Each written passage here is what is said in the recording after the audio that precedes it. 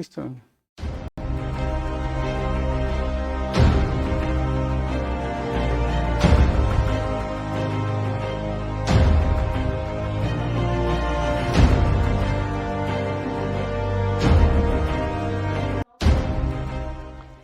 Muy bien, buenas noches, hermanos. Estamos transmitiendo ahora desde los servicios presenciales de los días miércoles.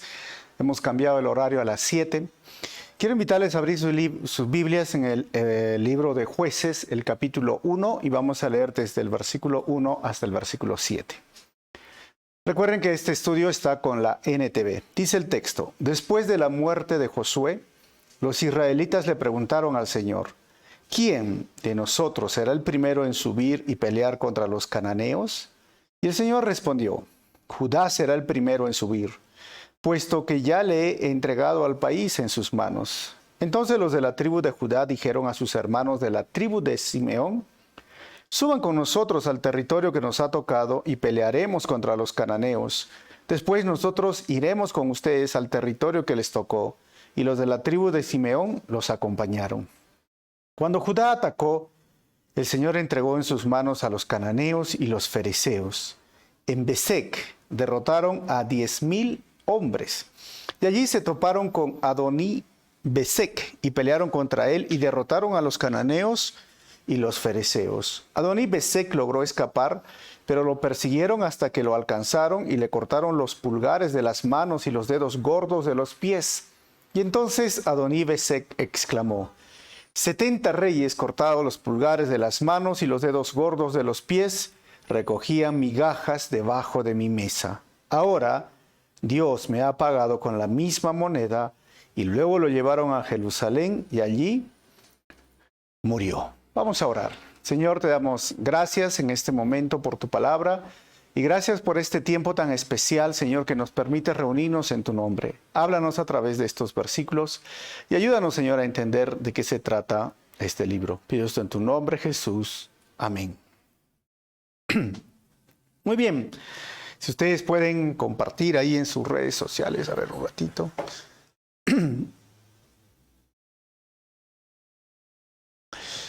Vamos a ir yendo versículo por versículo. Recuerden que esta serie que trata de la apostasía habla de muchos temas que para nosotros van a ser muy importantes. Vamos a hacer entonces como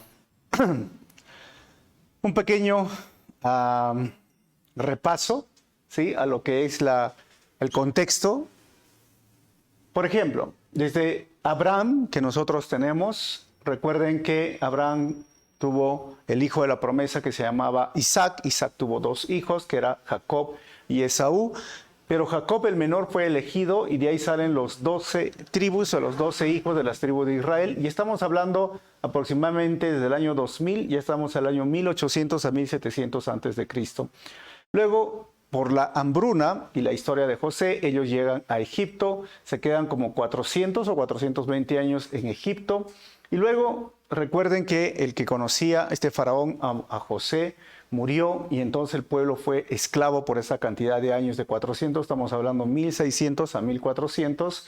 Moisés es llamado en una zarza, es el libertador, celebran la Pascua en la 10ª plaga y ellos ahora salen de Egipto y hacen una alianza o un pacto en el Sinaí, y esto estamos hablando del año 1280 o 1240 a.C. Y luego conquistan la tierra, que aproximadamente lleva unos 7 años, y después de la conquista de la tierra prometida vamos a ver el libro de los Jueces, y ahí nos estamos ubicando, años más o menos 1100 a 1100. Ahora, los libros históricos del Antiguo Testamento están divididos en 4 periodos, que es la ley, que vendrían a ser la formación de una nación, Génesis, Éxodo, Levítico, Números y Deuteronomio. Pero también viene ahora, después de esto, la premonarquía, es decir, Josué, Jueces y Ruth. Esta etapa se la llama como la conquista, pero a la vez el caos, y vamos a ver por qué Jueces nos habla de ese caos. Después viene la etapa de la monarquía, con Primera de Samuel, Segunda de Samuel, Primera de Reyes, Segunda de Reyes, Primera de Crónicas y Segunda de Crónicas. Ya este periodo se le llama el Reino Unido y el Reino Dividido. Ya desde Reyes, en Segunda de Reyes, empezamos a ver la división del reino. Ahora, después de eso, estamos hablando libros históricos, no poéticos ni proféticos, vienen Esdras, Nehemías y Esther.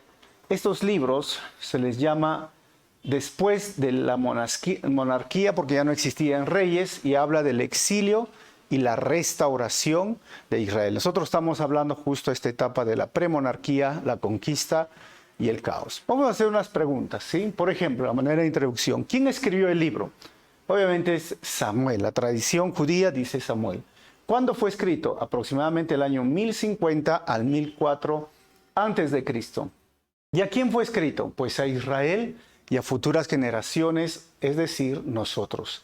¿De dónde fue escrito? Desde Jerusalén. Ahora, ¿por qué lleva ese título del libro de jueces? Recuerden que jueces se refiere a líderes, no a jueces que otorgan o ofrecen la justicia como en nuestro contexto. Son líderes que Dios le ha dado a su pueblo para la preservación en contra de sus enemigos. Y el título hebreo quiere decir libertadores, salvadores o jueces. Estos jueces, hermanos, tenían la capacidad de no solamente impartir justicia, entre comillas, sino de administrar o legislar la nación, pero también en algunos casos eran los líderes espirituales que el Señor levantó. Entonces no eran exactamente jueces como nosotros hoy los conocemos en nuestro régimen judicial, por ejemplo, ¿no? ¿Ok?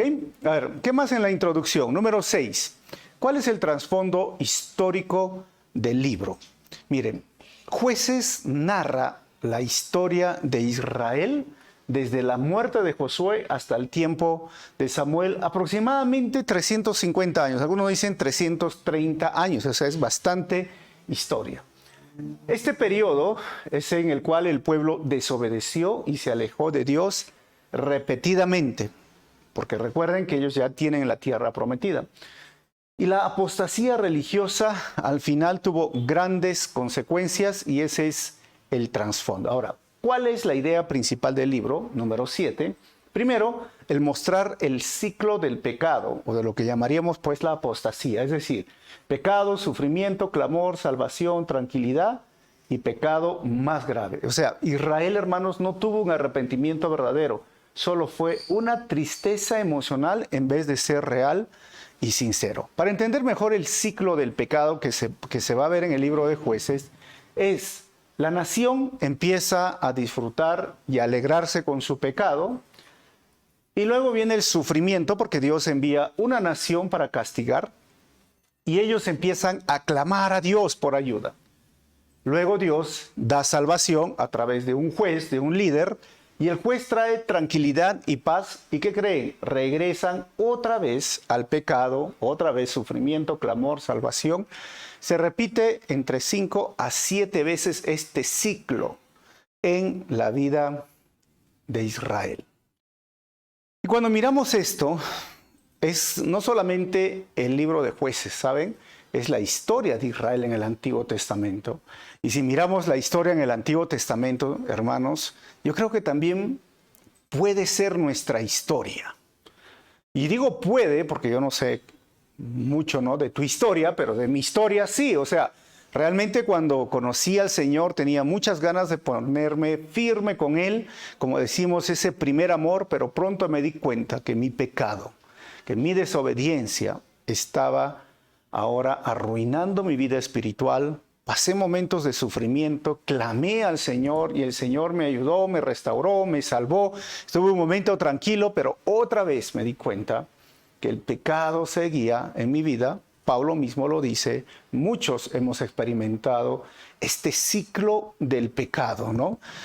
El problema de este ciclo del pecado es que nosotros hagamos un hábito de esto, ¿no? Israel cayó en ese hábito. Su arrepentimiento nunca fue genuino, fue solamente emocional. O sea, espero que nosotros no caigamos también en ese punto solamente emocional y no sea un arrepentimiento sincero. Ahora, Jueces capítulo 2, versículo 17, narra lo que exactamente habla este ciclo del pecado. Dice el versículo 17, sin embargo, Israel no hizo caso a los jueces, sino que se prostituyó, miren la palabra fuerte que usa, prostituyó rindiendo culto a otros dioses, que pronto se apartaron del camino de sus antepasados, los cuales habían obedecido los mandatos del Señor. O sea, Israel era necio, terco, rebelde. Realmente para Dios el alejarse de su presencia y el adorar ídolos es considerado prostitución espiritual. Pero vamos a ver ahora en la siguiente parte de la introducción. Recuerden que todavía estamos ahí. Número 8. Entonces, ¿cuál es el énfasis del libro? Miren, primero son los buenos resultados de la conquista, porque eso sí nos ayudó a entender que tenemos un pueblo, una tierra. Ahora, el constante rescate de su pueblo por Dios, y a pesar del habitual fracaso de ellos de guardar el pacto con Él, lo va a resaltar en esta carta o en este libro, y las condiciones desesperadas y la decadencia espiritual descendente durante este periodo es el énfasis del libro, y también la necesidad de un buen rey. Por eso lo llamamos la apostasía. Porque a veces ustedes, ¿qué piensan de apostasía? Pues la apostasía es negar la fe. Y uno niega la fe es porque obviamente tenía esa fe. Y la apostasía surge de dentro del pueblo de Dios. No es externo, es interno. Es decir, la apostasía surge de dentro de la iglesia hacia afuera. Muy bien, vamos a ver en la introducción ahora el número 9. ¿Cuál es la estructura del libro? Miren, las raíces de la apostasía de Israel, vamos a ver las condiciones dadas después de la muerte de Josué. Esa es la primera parte del libro, desde el capítulo 1, versículo 1, hasta el capítulo 3, versículo 6. Ahora, la siguiente parte de la estructura, podríamos hacer un bosquejo general, es el ciclo decadente de la apostasía de Israel, que es el ciclo de los jueces. O sea, tenían, como les dije, pecado, sufrimiento, salvación. Esto es desde el capítulo 3, versículo 7, al capítulo 16, versículo 31. Y la tercera parte de esta estructura es el extremo de la apostasía de Israel, es decir, la vida extrema de Israel en corrupción moral, social y religiosa, desde el capítulo 7 hasta el capítulo 21. O sea, todo eso lo vamos a ir estudiando. Y cuando hablamos de estas tres partes que ustedes ven, los primeros capítulos y versículos nos dan esperanza, ¿no? Nos ayudan a entender de que el pueblo todavía está recordando lo que es de Josué.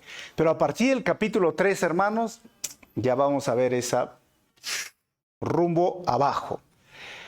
Pero ahí no aterriza. Por eso la tercera parte lo he denominado el extremo de la apostasía. ¿Saben? Las cosas más crueles, más crudas, la violencia. O sea, Jueces narra la depravación del ser humano. O sea, hasta dónde puede llegar a caer el pueblo de Dios siendo abusivos, siendo rebeldes, matando personas, miren, sin ninguna piedad y cosas crueles. Por eso es la corrupción moral, social y religiosa. Y los profetas, por ejemplo, como el profeta Amós, los va a denunciar en su libro. Así que estemos atentos. De forma general son 21 capítulos y los vamos a estudiar todos esos capítulos. ¿Ok? Ahora, ¿cuál es esta etapa de los jueces? Miren, yo tengo acá un cuadro que les va a ayudar a entender. Si ustedes ven acá, desde el año 1370 hasta el año 1010, que narra esto, Otoniel llega a ser el primer juez, que él va a juzgar por 39 años, del año 1374 al 1334. Luego viene Ahot, que va a ser líder por 79 años, desde el 1316 hasta el 1237. Y luego viene Débora y Baraj, por 39 años, ellos van a estar liderando del 1237 al 1198. Y luego viene Gedeón, por 40 años, del 1191 al 1151. Y después de eso aparece Tola, que, que va a liderar 23 años, del 1149 al 1126. Después viene Yair, que va a reinar o liderar por 21 años, del 1126 al 1105. Luego viene Jefté, del 1087, ya son años un poco, no se sabe exactamente. Luego viene Ibzán, 1081, Elón, 1075, Abdón, y luego el más famoso, conocido como Sansón, ¿recuerdan? 1068 al 1049. Y después va a venir el primer rey, que es Saúl, del año 1043 al 1011. Ahora, Eglón de Moab es contra quien va a luchar Ahod, los madianitas, Gedeón, y los amonitas, Sansón. O sea, son los pueblos enemigos de Dios. Ahora, pero faltan más jueces. Sí, miren, acá, Samgar, del año 1261, 1252. Y en este periodo surge Elí, que es el sumo sacerdote para la transición de Samuel, y es sacerdote y juez del 1107 al 1067. Y luego viene Samuel, que es profeta y juez de 1067 al 1020. Pero hay una curiosidad acá. Abimelech, que es otro juez, él era el hijo de Gedeón, él mata a sus hermanos y se proclama rey en Siquem, y esto es en Jueces 8:31, y todo eso lo vamos a estudiar. Ahora, para entender este periodo de los jueces necesitamos entender cómo estaba dividido el pueblo. Esto es Transjordania, y yo lo voy a remarcar, mire. O sea, este es el Jordán, acá está el mar Mediterráneo, y la parte a mi derecha, digamos, que va a aparecer, a eso se le llama Transjordania. ¿Y qué tribus están ahí? Manasés Oriental, Gad y Rubén. Y el otro lado se lo considera como el territorio de Israel, que vendría a ser Simeón, Judá, Dan, Benjamín, Efraín, Manasés, Manasés Occidental, Isaacar, Zabulón, Esar, Aser y Neftalí. ¿Ok? Ahora, ¿qué jueces y en qué regiones gobernaron?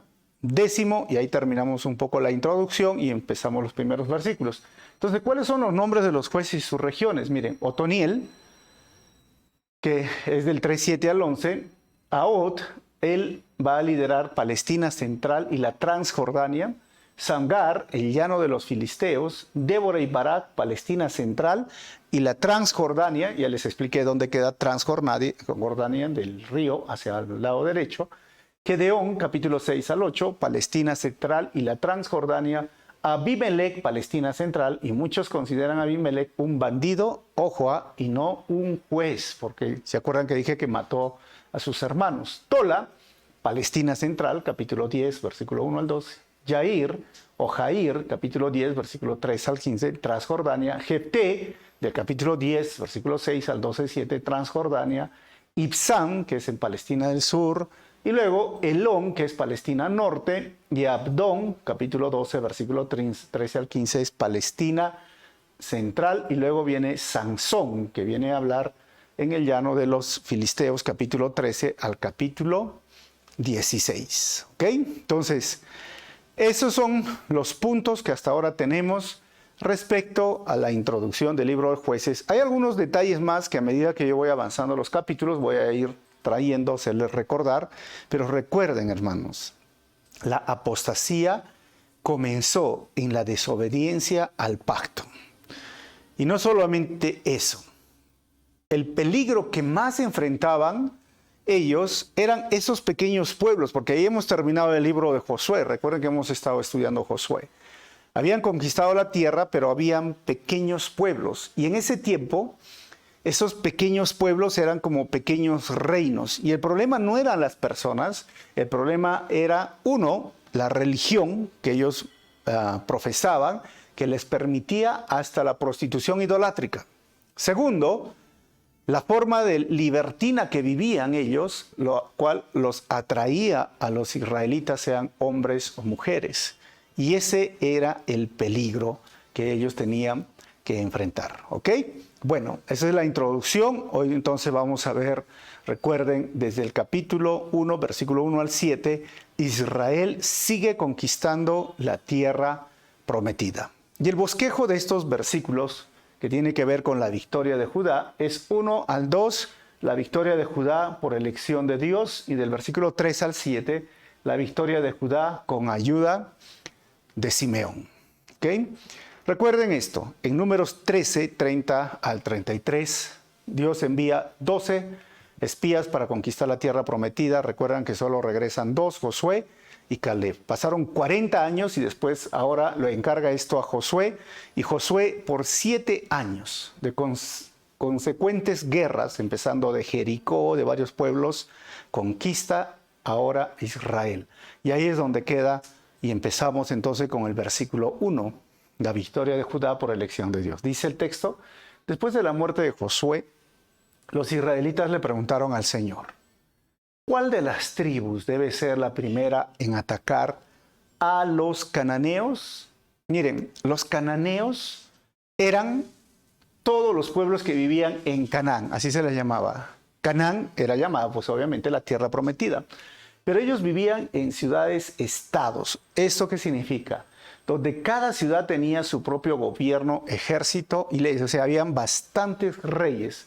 Y una razón por la que Canaán fue tan difícil de conquistar era porque cada ciudad tenía que ser derrotada individualmente. O sea, tú no podías agarrar un rey y ya se rendía si había de forma general, pero no, era de forma individual.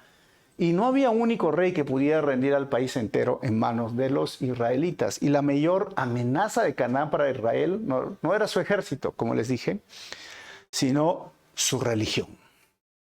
Ese era el problema. La religión que profesaba, la religión que los animaba a vivir una vida inmoral, desordenada, ese era el mayor problema. Y creo que para nosotros, como cristianos, también eso es un gran problema el día de hoy. ¿Qué sería? Volvernos religiosos y caernos en extremos de vivir una vida libertina o ser liberales. Y recuerden que hoy está de moda, digo de moda, ser un cristiano, se le llama progresista. ¿Han visto esto? ¿Han escuchado este término? Porque ellos ya no creen que la Biblia es inspirada por Dios, sino es un libro más que debe ser escuchado. Y ellos además hablan de reinterpretar la Biblia, que no podemos creer ni hacer caso a lo que por siglos han venido enseñando, ¿no? Sino tenemos que reinterpretarlo al punto de que ponen las experiencias humanas o las experiencias que nosotros tenemos en base a la familia, en base a tu hermano. O sea, al pecado lo minimizan en base a las experiencias. ¿Qué significa eso? O sea, te dicen: si tu hijo peca, es tu hijo, entonces tú lo perdonas, ¿no? Y déjalo vivir en su pecado porque al final es tu hijo, porque tú lo aceptas. Igual es Dios, te acepta siendo pecador. Tú dices, puede ser, ¿no? Porque ponen la experiencia. Y si tu hijo llega un día y te dice que tiene una pareja del mismo sexo, ¿qué le vas a decir? ¿Lo vas a condenar? ¿Lo vas a votar? ¿O cómo lo recibiría Jesús a tu hijo o a tu hija? Y tú dices, wow, pero es mi hijo, es mi hija, entonces no puedo hacer esto. Igual es Jesús, ¿no? Los quiere, los aprecia. Se dan cuenta, van en base a la experiencia y quitando los principios o mandamientos de Dios. Y ese es el peligro. Ese es el peligro porque al final Dios no, sí somos sus hijos, pero también dice la Biblia que aquel que llama o denomina por hijo, lo disciplina. ¿O no, hermanos? En Hebreos dice que lo disciplina. Si tú eres hijo, si tú eres hija de Dios, Dios te disciplina. Y la disciplina no es agradable a ninguna persona. A su tiempo no es agradable, pero pasa el tiempo y nos damos cuenta que sí, me ayuda. Y la disciplina es correctiva, o sea, no es para castigar, es para corregir tu pecado, para corregir la forma en que estás viviendo. Porque Dios, aún así con tu pecado, si tú sigues viviendo en tu pecado, la Biblia dice claramente que tú no heredarás el reino de los cielos. O sea, no es que Dios pasa por alto los pecados, porque bajo esa perspectiva ellos dicen, no, sí, te pasa por alto, porque Él siente, están los sentimientos o las emociones encima de la palabra de Dios. Y como no han visto mucho en teología, obviamente, y tergiversan la teología, Dios se muestra, por eso se llama antropopatismo. Dios se muestra y se revela a través de la palabra como un ser que tiene emociones para que podamos nosotros experimentar y entender las emociones. Pero Dios, en su esencia, no tiene esas emociones como nosotros las tenemos. O sea, nosotros nos dejamos llevar por nuestras emociones, ¿verdad? Porque si viene alguien llorando y dice, ay, pobrecito, perdónenlo, ¿no? Pero Dios no es así. ¿Tú crees que cuántas personas lloraron y vivieron en el diluvio y Dios dijo, voy a juzgar el mundo? Y todo el mundo se ahogó. No es porque lloraba o clamaba, pues igual en el lago de fuego, en la muerte segunda, van a llorar y van a clamar las personas pidiéndole perdón a Dios, pero Dios tomó su decisión en base a su justicia. Entonces, ese es el mayor peligro para nosotros. Y hoy día han surgido varias teologías, teología feminista, teología queer, teología liberal, teología de la liberación. Ese punto religioso que atacaba a Israel, los cananeos, a nosotros hoy se llaman teologías o pseudo-teologías liberales que han llegado. Ahora, versículo 2, dice el texto. El Señor contestó: Judá, porque yo le he dado la victoria sobre la tierra. ¿Saben qué, hermanos? Miren, aquí el pueblo de Israel conversa, pregunta, y la mejor manera de tener una relación con Dios es consultarle por dirección y sabiduría práctica para la vida. Esa es la mejor manera. En estos dos versículos, por eso les digo, ¿no? Todavía continúa lo que estaba haciendo Josué. Todavía nos muestra esto, que el pueblo de Dios le preguntaba. Recuerden que en ese tiempo no había escritura, así como hoy día lo tenemos la Biblia. Por eso se piensa que Dios hablaba a través del Urim y el Tumim y a través de los sacerdotes. Recuerden que tenía un tipo de chaleco, metían la mano y había el Urim y el Tumim, dos bolitas o piedritas, ¿no? Color blanco y negro, y Dios revelaba así su voluntad. Pero hoy no necesitamos Urim ni Tumim. No necesitamos, hermanos, eso. Hoy tenemos la palabra de Dios revelada desde Génesis hasta Apocalipsis. Y es como una carta de amor para nosotros. Por eso, cuando Dios quiere hablarnos, lo hace a través de la Biblia, a través de su palabra. Y cuando nosotros queremos hablarle a Dios, lo hacemos a través de la oración. Esa es la forma de tener una relación. O sea, miren, la base para toda relación es la comunicación. Pero si tú no tienes comunicación con Dios, ¿cómo te vas a relacionar con Él? O sea, si tú no lees tu Biblia, ¿cómo Dios te va a hablar a ti?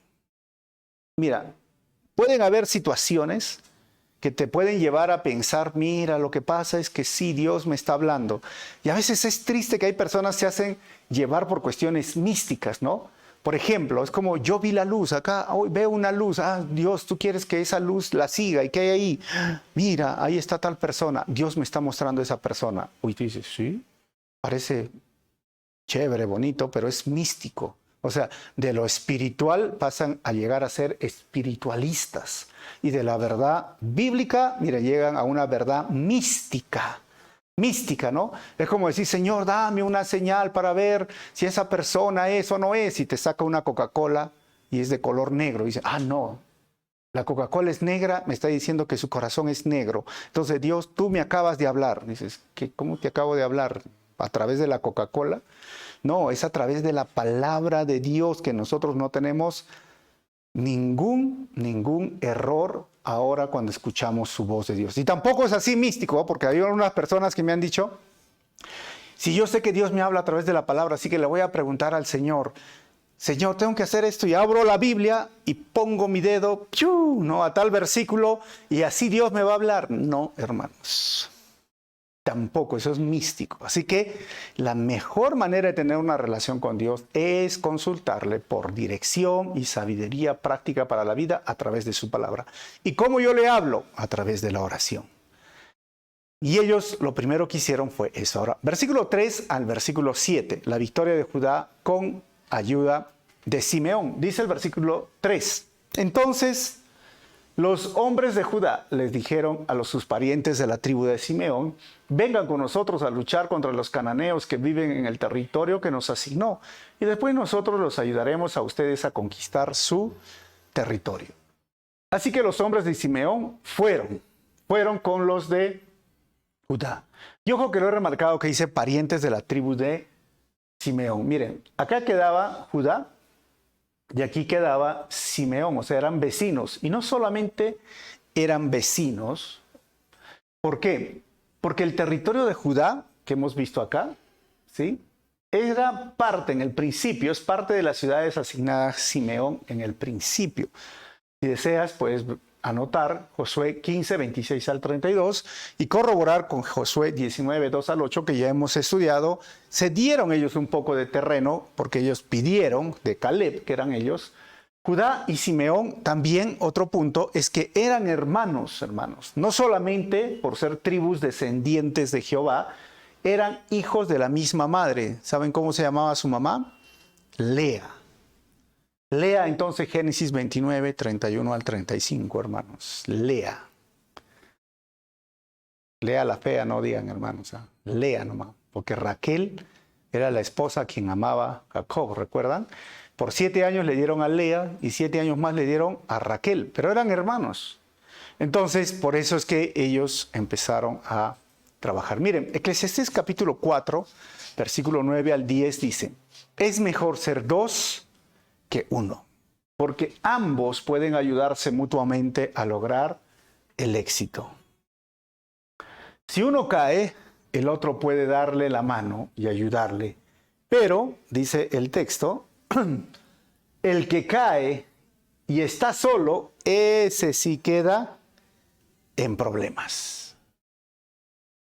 Acá hay algo muy importante que necesitamos entender. ¿Qué es eso? Miren, esta tribu de Judá pide ayuda de Simeón. Obviamente, no solo, como les dije, no solo son hermanos porque son hijos de Jacob, sino que son hermanos también por la mamá, por Lea. Pero también en el principio, no solamente se ve que consultan a Dios, que preguntan a Dios por sabiduría y dirección, también se ve en estos versículos que ellos buscan trabajar en unidad.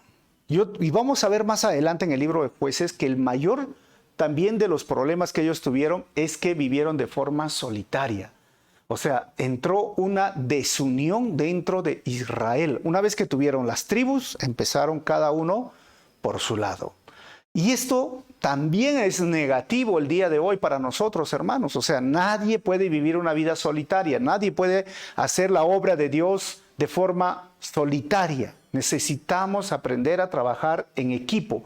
Y cuando aprendemos a trabajar en equipo, es que yo también dejo muchas veces mi perspectiva fuerte, firme, rígida, de que así deben de ser las cosas, para escuchar a la otra persona y llegar a un acuerdo. Estoy hablando de la iglesia. Y ese mismo principio, miren, funciona para la pareja. Las parejas que no se ponen de acuerdo, las parejas que son más rígidas en su punto de vista son las que más sufren. Porque tienen que aprender a ceder. Y es más, las familias que pueden hoy también experimentar lo mismo. Las familias que no quieren dar su brazo a torcer, las familias que tienen muchos problemas, es porque los miembros de esa familia no quieren trabajar en unidad. Por lo tanto, no trabajan en equipo. Ellos, Judá y Simeón, dijeron, vamos a trabajar en unidad. ¿Y qué significa? Vamos a trabajar en equipo.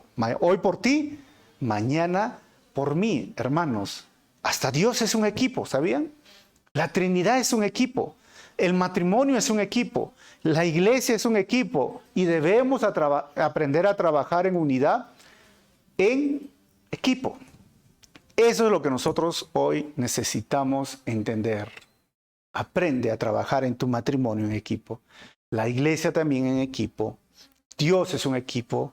Y ellos empezaron a trabajar ahora, o mejor dicho, ir juntos a la guerra. Versículo 4. Cuando los hombres de Judá atacaron, dice el texto, el Señor les dio la victoria sobre los cananeos y los fereceos. Y mataron a 10,000 guerreros enemigos de la ciudad de Besek. Miren, cananeos y fereceos. Parece que los fereceos, hermanos, eran los que eran de una ciudad, pero no tenían murallas. Versículo 5.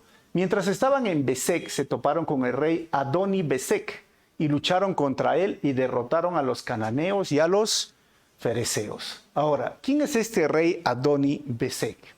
Este rey no era un nombre personal, sino un título que significaba Señor de Besek, por eso se llama Adoni. O sea, Adonibesec había de ser no solamente el rey de la ciudad de Besec, sino también el líder de la coalición de cananeos y fereceos. Y antiguamente ellos tenían esa responsabilidad. Ahora, versículo 6. Adonibesec escapó, pero los israelitas pronto lo capturaron y le cortaron los pulgares de las manos y los dedos gordos de los pies. O sea, imagínate quedar así. Era para inhabilitar a una persona. Porque las armas que ellos usaban eran espadas. ¿Y cómo podías agarrar una espada? Ya no se puede. Y tampoco podías correr. Si te cortan el pulgar del dedo, el dedo gordo que decimos del pie, eso sirve, saben, como una palanca, ¿no? Para sostenernos, para apoyarnos. Creo que el que más trabaja, el chiquitito también, ¿no? Es como un trípode, ¿sabían? Nuestro pie. Y hicieron algo que, miren, no sé si ustedes lo están viendo, pero el escritor del libro de Jueces quiere ponernos que hicieron actos crueles. La ley no decía que debían de hacer esto, pero ellos lo hicieron porque estaban pareciéndose ahora a los cananeos en su forma de hacer justicia. Si bien es cierto, la ley del talión era ojo por ojo, diente por diente. Pero aquí esto es algo que el escritor de Jueces nos pone, es algo cruel. O sea, el pueblo de Israel está empezando a parecerse a los cananeos. Y va empezando la decadencia, como les dije, no solamente social, moral, también religiosa y espiritual. Ahora, ¿por qué hacían esto? Miren, el texto nos dice le cortaron los pulgares de las manos y los dedos gordos de los pies, porque la mutilación de los reyes vencidos servía para humillarlos, incapacitarlos para huir o pelear e infundir temor a otros enemigos. Ahora, probablemente, decimos, los incapacitaba para ser también sacerdotes, porque ellos oficiaban como sacerdotes estos reyes, ya que algunos reyes cananeos tenían esas funciones sacerdotales. Probablemente, entonces, mutilaron a Adonibesec porque lo merecía, porque conforme al principio de ojo por ojo, que está en Éxodo 21, 23, 25 y Deuteronomio 19, 21, puede ser, ¿no? Puede ser, por eso, ¿por qué? De repente es porque ojo por ojo, diente por diente, porque miren, el versículo 7, ¿qué es lo que dice Adonibesec? Dice, vamos a leer el texto. Adonibesec dijo, una vez yo tuve 70 reyes, sin los pulgares de las manos y los dedos gordos de los pies, comiendo migajas debajo de mi mesa. Ahora Dios me devolvió lo que les hice. Y se lo llevaron a Jerusalén, donde murió. Este versículo nos da una perspectiva diferente. No sé si ustedes lo están captando, ¿no? Puede ser la ley del talión, ojo por ojo, diente por diente, pero él no era cristiano, o sea, él no conocía a Dios, pero dice, bueno, Dios de repente me está haciendo. Pero también 70 reyes significaba que habían 70 ciudades pequeñas, o sea, para que entiendan el punto de que eran ciudades-estado, ciudades pequeñas con un rey, podían ser 300, 400 o 1000 personas o 2000 personas, o puede ser que sea una hipérbole, o sea, una exageración, ¿no? Porque el número 7 o 70 siempre lo usaban así como, hubo muchos reyes que yo corté debajo de mi mesa, pero al final el escritor de Jueces nos muestra que están actuando de forma cruel, inhumana con este rey. El pueblo de Dios, que debió de ser diferente al resto de los pueblos cananeos, está actuando de la misma forma. Y es triste, hermanos, hoy. Es triste, digo, ¿no? Porque hay muchos movimientos o denominaciones o iglesias grandes o grandes, entre comillas, hermanos, ¿no? Grandes hombres de Dios que han sucumbido, que han caído frente a lo que los atrae del mundo. La fama, las 4 Fs, digo, ¿no? La fama, la fortuna, las faldas, ¿qué más? La flojera, ¿no? O sea, tristemente, ¿no? Se ven a veces salen reportajes, a veces salen denuncias, ¿no? Debemos ser un pueblo diferente, pero es triste a veces que las cosas no suceden lamentablemente así. A pesar de todo eso, Dios sigue obrando. Por eso es el texto en la Biblia dice que sin las misericordias de Dios, hoy día estaríamos eliminados de la faz de la tierra. Porque las misericordias de Dios son nuevas cada mañana. Porque hermanos, somos una fábrica de hacer el mal, ¿no? No deseamos hacer el bien, hacemos el mal y aún así recurrimos a Dios, recurrimos por gracia, recurrimos por perdón y Dios nos perdona y nos perdona y nos perdona. Pero a medida que vamos madurando emocionalmente, madurando en la palabra, creciendo en la palabra, deberíamos evitar menos pecado, menos metidas de pata, como decimos, ¿no? Menos problemas, menos dificultades de mi carne, del mundo, y me lleno tanto de Dios que Jesucristo va ahora a verse a través de mis actos, mis palabras, y todo lo que yo haga sea para la gloria y la honra. Jesús claramente nos muestra eso, ¿no? En su palabra, que nosotros debemos imitarlo a Él. Pero también dice Pedro, ¿no? El que quiere ser amigo del mundo, ¿sabes? Se vuelve enemigo de Dios. Como cristianos no debemos imitar al mundo. Como les dije, es triste a veces que la iglesia quiere imitar una fiesta, por ejemplo, el Halloween. Oh, vamos a hacer a Halloween cristiano. Sale la voz, vamos a hacer la voz cristiana, ¿no? Sale yo soy cristiano. O sea, digo, somos diferentes al mundo, ¿no? ¿Por qué tenemos que hacer lo mismo? Hermanos, lo que él dice, estoy pagando. Miren, muchas veces cosechamos aquello que hemos sembrado. Él dijo, me cortaron el pulgar, pero yo primero corté a 70. O sea, estoy cosechando lo que he sembrado. Tengamos cuidado de eso. Vamos a terminar este estudio con 4 conclusiones. Primero, la apostasía comienza desde dentro del pueblo de Dios al olvidar obedecer las demandas del pacto y copiar lo negativo del mundo. Número 2, la base para una relación es la buena comunicación. Dios nos habla a través de su palabra y yo le hablo a través de la oración. Y número 3, necesitamos trabajar en equipo y en unidad para ser fuertes y efectivos en cumplir la misión de Dios. Y número 4, hermanos, muchas veces el ser humano cosecha en esta vida lo que ha sembrado, sea buena siembra o mala siembra. Este rey, Adoni-Bezek, dijo, yo estoy cosechando lo que he sembrado. Corté los pulgares, ahora me cortaron los pulgares. Y por eso lo he puesto muchas veces, porque no siempre cosechas el mal que siembras, porque a veces mueres en ese mal y al final en la vida eterna pagarás por ese mal. Pero normalmente cosechamos lo que sembramos. Y si tenemos hoy problemas por la siembra que estamos cosechando, sea negativa, ¿sabes qué? Tú puedes cambiar pidiendo perdón, arreglando, restituyendo, ayudando, pagando, no sé, etcétera, porque todavía hay una vida por vivir y porque Dios, al final, a veces quita su bendición para que nosotros empecemos a cosechar lo negativo de nuestra siembra negativa. Pero también cosechamos lo positivo de siembras positivas, de buenas siembras. ¿Okay? ¿Qué quieres sembrar, hermano, hoy día? ¿Lo bueno o lo malo? ¿Qué quieres cosechar? ¿Lo bueno o lo malo? ¿Por qué no cerramos nuestros ojos y pedimos al Señor que nos ayude en esta vida? Padre Santo, muchísimas gracias una vez más por tu palabra. Es interesante estos versículos, Señor, que nos muestran claramente que tu pueblo todavía se comunicaba, hablaba contigo. Más adelante veremos la decadencia, pero también nos enseña a nosotros a mantenernos en comunicación a través de tu palabra, a través de la oración. Pero también, Señor, nos muestra cómo debemos trabajar en equipo, pero también nos muestra que sembramos lo que cosechamos.